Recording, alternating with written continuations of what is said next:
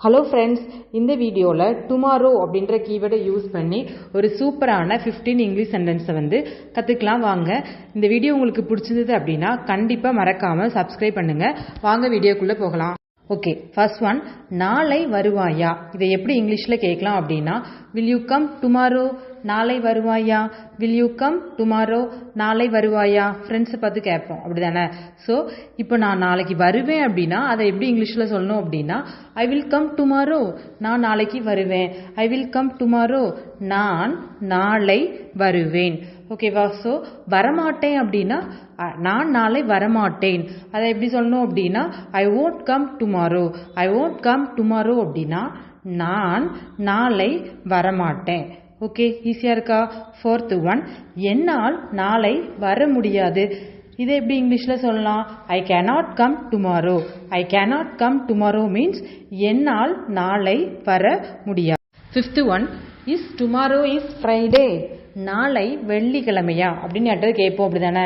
என்ன கிழமைன்னு கேட்கறதுக்கு நாளை வெள்ளிக்கிழமையா அப்படின்னா அதை இங்கிலீஷில் எப்படி கேட்கலாம் அப்படின்னா, இஸ் டுமாரோ இஸ் ஃப்ரைடே.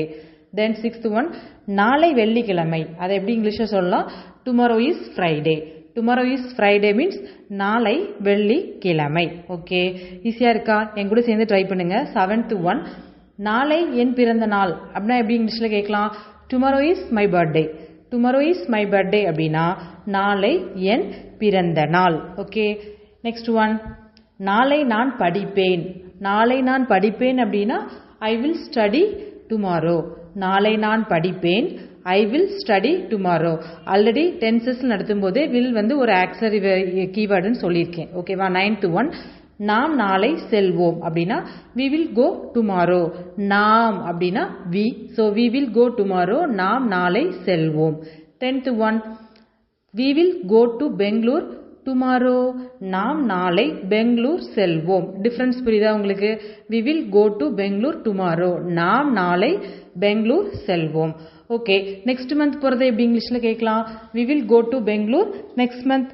அடுத்த மாதம் பெங்களூர் செல்வோம். We will go to Bangalore next month. அடுத்த மாதம் பெங்களூர் செல்வோம். Okay, 11th one, he will go to Chennai tomorrow.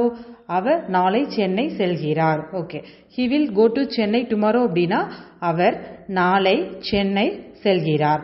இது she will go to Chennai tomorrow அப்படின்னா அவள். ஓகேவா. ஷி அவள் நாளை சென்னை செல்வாள். ஓகேவா.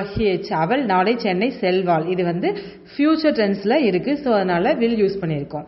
13th, they will go to Chennai tomorrow. இது ரொம்ப ஈஸி. அவர்கள் சென்னை செல்வார்கள் அப்படின்னா they will go to Chennai tomorrow. அவர்கள் சென்னை செல்வார்கள்.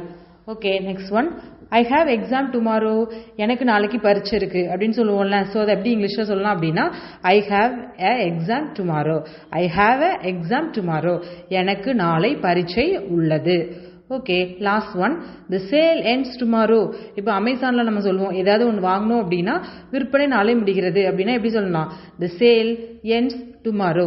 இந்த மாதிரி இன்ட்ரெஸ்டிங்கான வீடியோஸ் உங்களுக்கு வேணும் அப்படின்னா கண்டிப்பாக மறக்காமல் என்னோட சேனலை சப்ஸ்கிரைப் பண்ணுங்கள். தேங்க்யூ ஃபார் வாட்சிங். Please subscribe my channel.